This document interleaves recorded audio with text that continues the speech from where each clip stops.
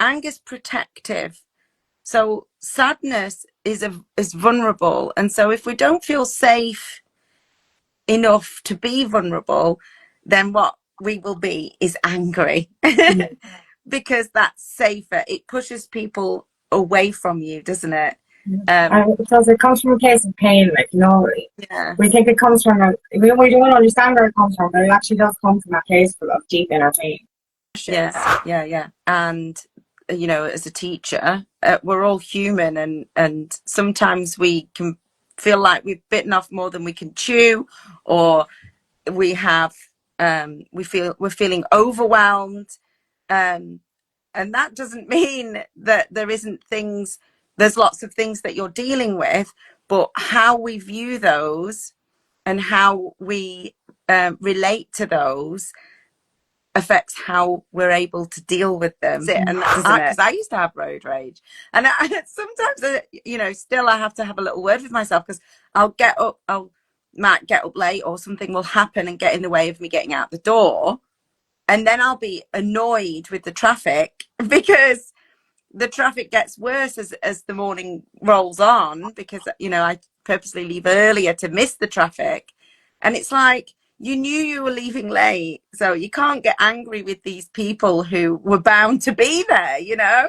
Oh, So we always start with a quote, and this week's quote is, if I can find it, I've lost it, here we go.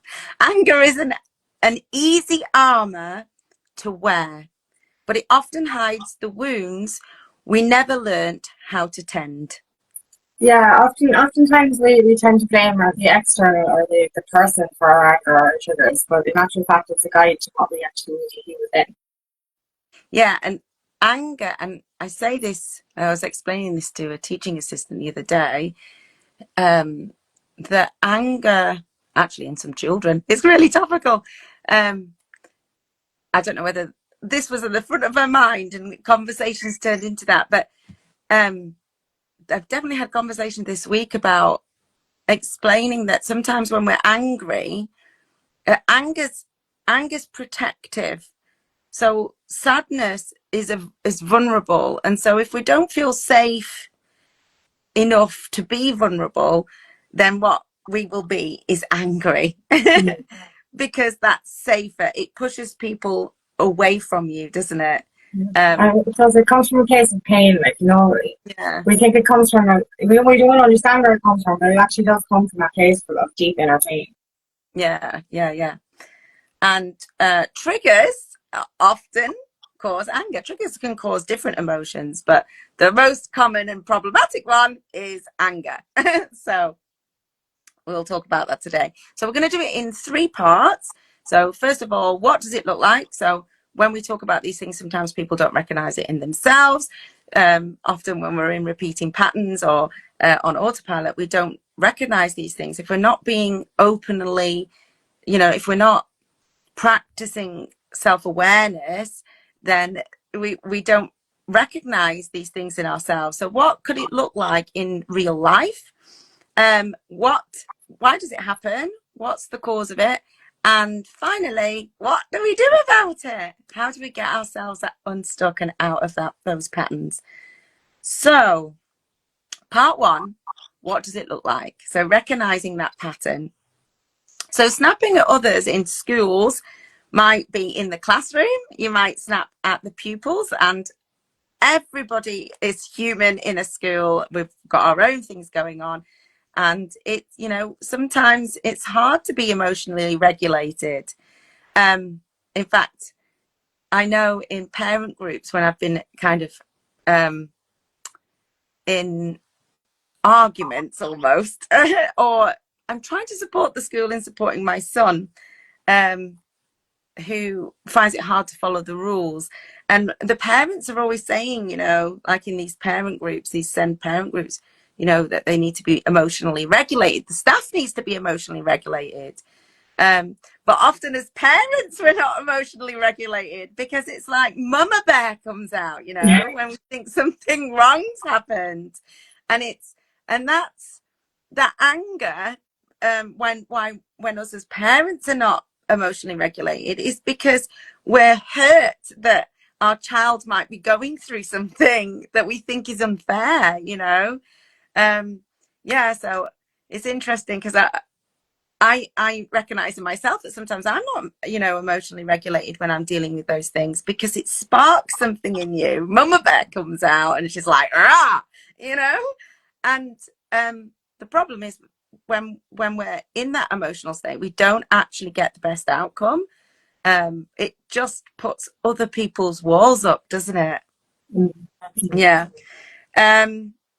So as teachers, we might snap at a child. It might not be that child. I think this happens a lot. You know, we have to deal a lot with a lot of things in schools. It might not even be behavior that we're dealing with that day. It might be that we've had this new thing thrown on us that we have to somehow do, and we've got that playing in the back of our head, or we've got these deadlines that are coming up, and pressures. Or it could be that it's another kid that has really ground you down that day, that you've done all your deep breathing, you know, and your spill over when it's a different child, you know, and really it was the other child's behavior that built you up to that point, and Mm. poor little I do think that gonna at the get end through. of, I do think at the end of the day, it's still internal. You know, we can always blame the child or the other person, but it's usually what's going on in your internal system. You know, because we mentioned this before about, like, you know, if you walk past somebody after having a bad day, you know, and they don't say no to you, you're gonna blame yourself if you're in a low mood. But if you're in a good mood, if you're in a high energy, you're going to be more concerned about them, and you're not going to feel triggered. So it Yeah, is about your own regulation within, to not be triggered by the external. Because if you're regulated within, no matter what a child does, no matter what anyone does, it's not going to make you explode. So yeah, it is so important to be that aware. Like, it is never actually the external. You have to keep asking yourself, what's in me today that I need to heal, or where is this coming from? Because I had a fierce anger problem. It was both inherited and from my inner child's pain. And, you know, for a long time, it was like blaming it outside of me, and I kept getting triggered and angry at the simplest of things. And, you know, once I kind of faced what was within, once I went to the core of it, I'm not angry. I mean, I said that in a video today, and it's like, I'm not an angry person. I was like, what? I used to always identify as an angry person, but I was able to regulate my emotions, or heal my wounding, in order to be able to safely say I'm not an angry person anymore. And it was so weird because when I said it, I was like, what? This is real? So you can actually alleviate your anger or your triggers by figuring out the cause of it internally. yeah. And actually, that blaming the external is making it an excuse, so that you don't look at it, doesn't it? And that's not to say that there isn't a lot of pressures. And you know, as a teacher, we're all human, and sometimes we can feel like we've bitten off more than we can chew, or we have we're feeling overwhelmed, um, and that doesn't mean that there isn't things.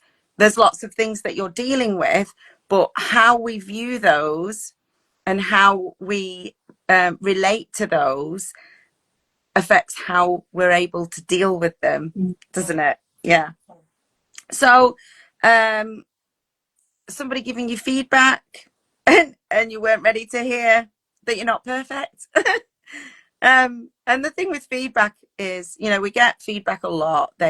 And the structure of it is they have to give you something constructive. That's your line manager, or whoever's observing, or whoever's looking at your book, has to give you something for improvement. That's their remit, you know, that's for them to do their job. They have to give you something. And actually, you should be grateful for some feedback, because it's something that you can work on. But because people have so much pressures in schools to conform a certain way, to tick all these boxes, we can take it quite personally, and then we can get angry. We can say that person doesn't like us, you know, or and actually it's our focus on that thing, that that feedback, and not all the positive things, you know, because also on their remit, They have to give you lots of positives, but we just hone in on that one, and then we can get sulky or angry about it. We can start saying that somebody is treating us unfairly. Or we can start moaning about the thing. So, for example, in schools, we're asked to do, we use what's called exit tickets. So at the end, there's like a little test question at the end of each lesson so that we can see that the children have actually got the main point. So, for example, let's say you picked up on not doing your exit ticket. Instead of going, yeah, you're right, I forgot to do it or I ran out of time, how can I make that better? How can I improve from that point? What we'll do is, oh, well, I don't agree with exit tickets anyway. It's a load of rubbish, and we'll get angry with the thing instead. Yeah. Rather than just taking it as a point for improvement. And that's not to say that we have to agree with everything that, how the structures of the lessons that we have to do or the initiatives that are coming in, but we also have to understand that we have a job to do, and we also have to, if you really don't align with the school's ethos or the way it's taught, then perhaps that school isn't for you, or get some research, go to the person who said we should do this and prove why that's not, why you believe that is not a good point. And you shouldn't be maybe we should be doing exit tickets. So often we just want to say bad that or get angry at this, or rather than looking at how we can change things, because we can change things if we can recognize that we're in control of them, can't we? Yeah. You get home from work and snap at your own kids because the days ground you down. Children do this a lot, actually. Children with neurospicy children will often mask all day and then come home and be awful at home because they've just, it's all built up. They've been holding everything in, and then they're just like there, and it all comes spilling out. But adults can do that too. We can take it, and often we take it out on our loved ones or our closest friends, because there's safety in letting it out in front of those. But even my pets, I used to, when I used to come back, I used to be doing 12 hour shifts at work, and this is before I put a tap up in the door. I come home and the dogs would be after being on the floor, and I get so angry with them, and they'd be so excited to see me, and the first thing I would do was shout at them. It took me a long time to learn that these poor little things don't even realise why I'm shouting. They're just like, oh, mommy's home, yay, and then it's like, oh, she's angry, why? So I have to start regulating my thing and say it's not the end of the world that there's pee on the floor. They're excited to see me, and for me to treat them angry because of what I went through that day, it's not fair on them. So I had to start remembering that, and actually it was the dogs that led me heal or start to heal my anger quicker, because I kept feeling they kept looking at me after snapping and loving me, and I'm like, why? I was so angry a minute ago. And it's like, I want to start to be the person that they see. So that's actually one of the reasons I started to feel what was within me, because, I obviously, if there is a good person in here, I just have to remove all the triggers and the anger. Yeah, and that works perfectly for what we're saying, isn't it? Because you were snapping at them and instantly regretting it, weren't you? Yeah. So beyond teaching, road rage. I used to have that, yeah. Yeah. And that's terrible. That's, oh my God, you'd be shouting or you'd flipping the finger at people. And it's just like, oh my God, that's so, just calm down. And you'd be, especially in Ireland, you'd leave the house late and you'd be like, oh my God, I'm going to get stuck behind a tractor. And then you get stuck behind 10 tractors. Now I just go off with the flow. I go early, I'm nice and relaxed. But it's horrible. You're getting angry with other people, and it's like, oh my God. And that's sending bad energy to people as well. So now it's just nice and calm, let them out. Somebody looked you out there, and it's just, just go with the flow. But road rage is a big one.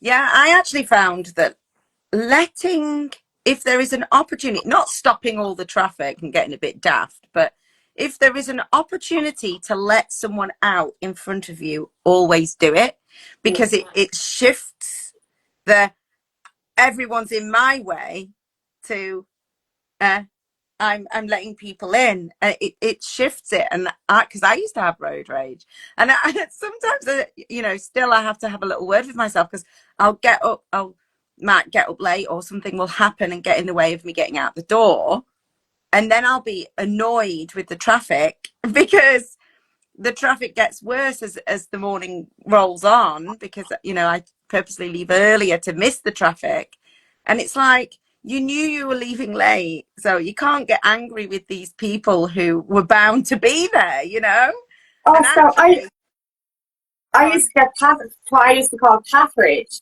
You know what I mean? I learned how to walk really fast because of my dad. I've slowed down an awful lot now. I just go slow. But, like, I'd be going down the street like this, and there'd be someone in front of me, and it's, I'm like with an invisible lump hammer going, get out of my way. And I was just like, you're ruining the whole objective of going shopping or living a quiet life. Like, you're getting angry with everyone. There's bound to be people out and about because it's like Christmas time or whatever. I have to learn that so many ways to try and calm myself when it comes to that as well. yeah, I used to get it on. So I used to do regular swimming. I used to swim a mile every week. So I'd go once a week and swim a mile. It's like 64 lengths going down. Wow. So I know, and so they there's like cornered off. There's like a fast lane, but I wasn't fast enough for that. And then there was the slow lane, but I was too fast for the slow lane, really. And it's so hard swimming past somebody because they're making their own ripples. So I'd be like, like, and again, choking on the water, getting cross because I've got to pass this person for the 10th time. It's silly, isn't it? Oh. How we get ourselves cross over silly things. Yeah. It ruins the moment. Like, swimming or, going on a leisurely shopping trip, it's supposed to be relaxing, not supposed to be stressful. And we're actually adding the stress because of our own internal systems. Like, Yeah, yeah. Well, I've got one for the supermarket queue. Getting annoyed that there's a massive queue, or getting annoyed that you've only got one item and the person in front of you hasn't noticed that they've got a full trolley and they don't let you through. Do you know what I mean? I used to get angry at that, but the way I see it now, if there's a delay, if there's traffic lights, if there's roadworks, if there's a queue, if there's somebody slow, if there's change, just take it as an invitation from the universe to learn a bit of patience. Relax. You're delayed for a reason. Same as if you drop your keys. We always get frustrated with that. There's a delay for a reason. It's probably saving you from getting into traffic, or, any kind of slowdown is actually preventing probably something bad happening. So that's the way I see it. So use it as guidance from the universe that you're supposed to just take a minute and relax for that minute. Even kind of quietly meditate with that. Yeah, yeah.